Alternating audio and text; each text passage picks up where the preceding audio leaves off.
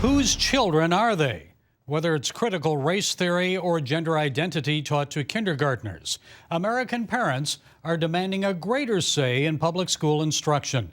A new documentary exposes what is happening in classrooms around the country and how parents can fight back.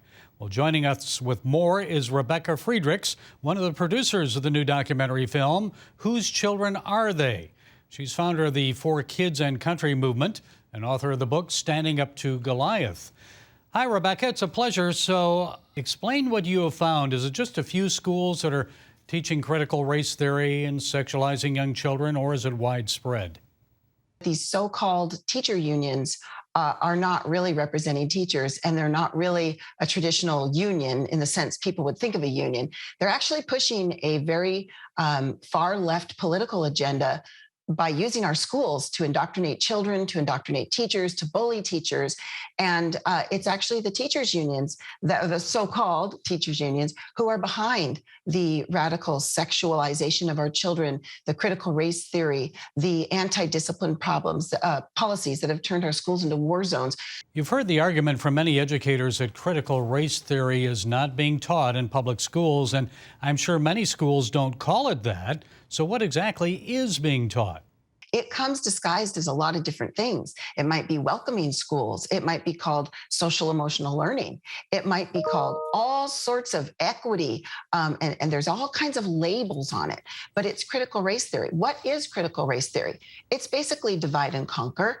Critical theory is a Marxist idea. And it was brought into our schools through something called the Frankfurt School that started in 1933 at Columbia University and has impacted our teacher colleges nationwide.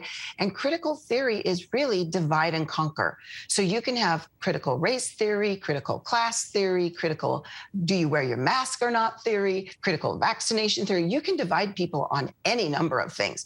And that's what critical theory does. It's absolutely in many of our schools across the nation, and it is part of the corrupted government educational system. So if it's not in your school, it's trying to get into your school. Maybe you have good school board members who are blocking it, but the so-called teacher unions control many school boards. They control the PTA and a lot of other organizations that are involved in our schools. So this is definitely being pushed into our schools. Beware. Well, a lot of people say it's communist influence in our schools, and even the Disney Corporation tried to pressure Governor DeSantis in Florida into reversing a state decision prohibiting the teaching of sexual orientation or gender identity for students in kindergarten through third grade. And I know LGBTQ activists said Florida is forcing people back into the closet. So your thoughts on that? Is this happening beyond Florida? What did you find? Well, it is happening beyond Florida. It's really happening across the world, but definitely all throughout America. The communism, I agree with you 100%. We discussed that in our movie. There were some communist goals that were read into our congressional record in 1963, and we bring up some of those. One of the goals, number 17, was to infiltrate the teacher associations, to dumb down the curriculum on purpose, and to bring socialist and communist propaganda into our schools. So this is definitely what is happening. Here's what our founders told us, our American founders. They said the only way to keep a free republic is with a well-educated and moral citizenry that can self-govern. These communists seek to undermine our free republic. They're actually making a whole lot of progress, as is obvious today. But what did they do? They sought to undermine our excellent education and undermine the morals of our children and our families. So that's why they're pushing this whole sexualized gender identity agenda, because they're trying to undermine the morals of our children. They're also telling them, your parents don't know better. Your parents are old fashioned. You know better. You can be a transgender. You can sleep with anybody you want. You can be whoever you want. They're teaching our children lies, and they're damaging their very identities, and the identities that God gave them, that God said that how he designed them, male and female, and knitted them in their mother's womb. And they're being told by our government school system that, no, that's not true. So this is an atheist agenda, a communist agenda for sure. And there are many, many organizations that are involved. And the documentary, Whose Children Are They? How can people see the film?